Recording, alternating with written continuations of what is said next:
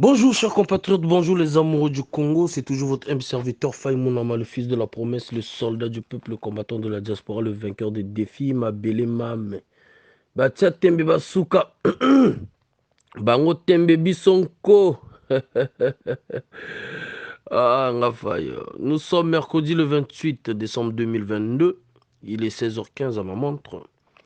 Je fais ce petit message pour m'adresser au ministre, je pense que c'est de loisirs.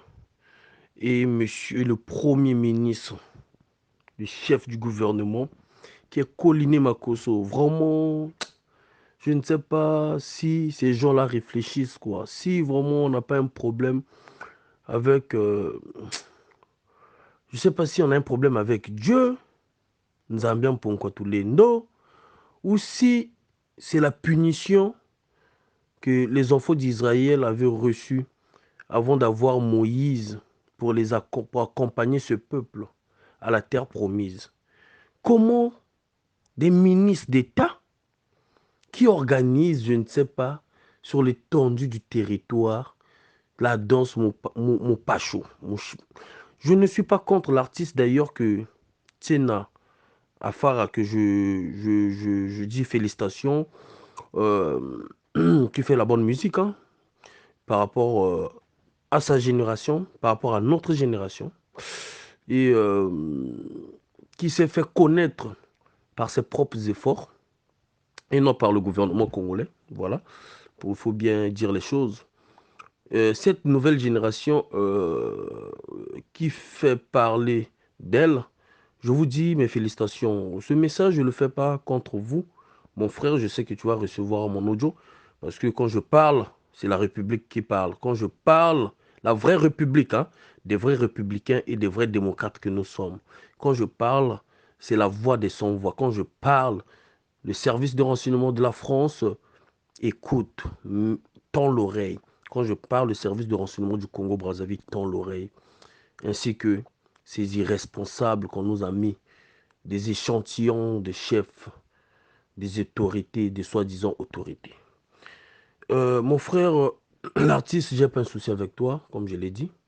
Mais le problème, c'est que moi, je condamne ces dirigeants qui, aujourd'hui, on peut dire que la musique, peut-être, va faire évoluer quoi, les Congolais?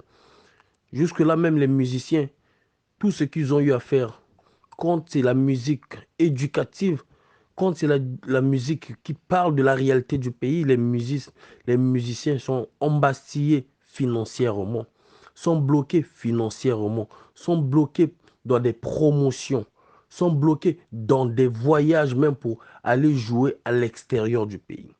Aujourd'hui, la musique doit se limiter dans des bêtises.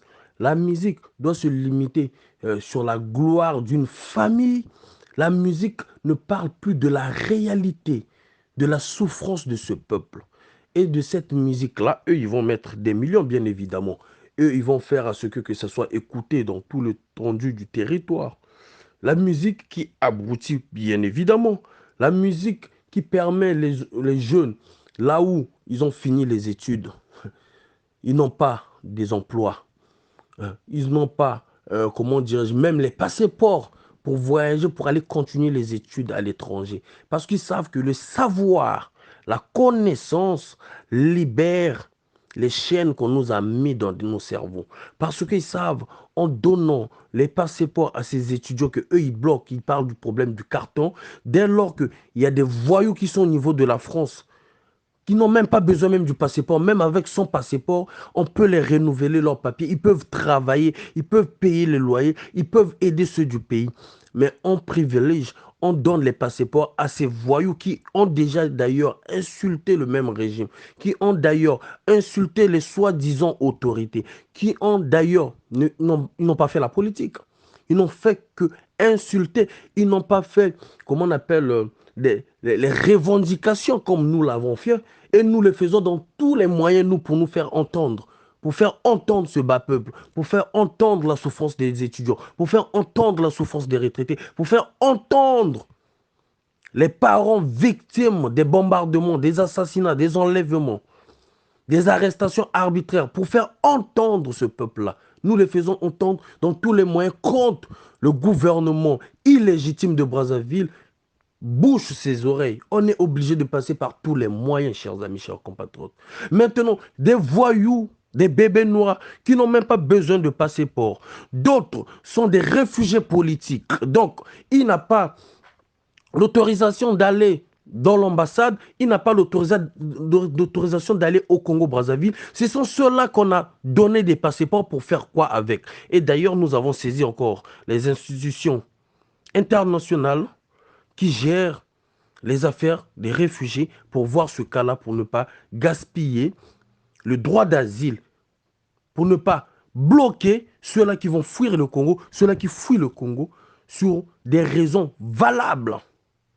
D'accord? Parce qu'on peut fuir son pays, pas seulement parce qu'il y a la guerre, mais parce qu'il y a la famine, parce qu'il y a le tribalisme, comme Sassou le fait, contre une ethnie, contre un département, déjà, quand tu ne sois même Mboshi et que tu ne respectes pas le pacte Mboshi que lui veut faire agenouiller tous les Mboshi du Nord, et qu'il y a des gens qui n'ont pas accepté, les gens comme le général Mokoko, Okombi Salissa, et encore même des jeunes qui sont de toute ethnie, de tout bord du Congo-Brazzaville, qui ont été arrêtés avec le colonel Marcel Ntchourou. Ntchourou n'était pas du poule-poule, bien que les Téké sont les Bakongo.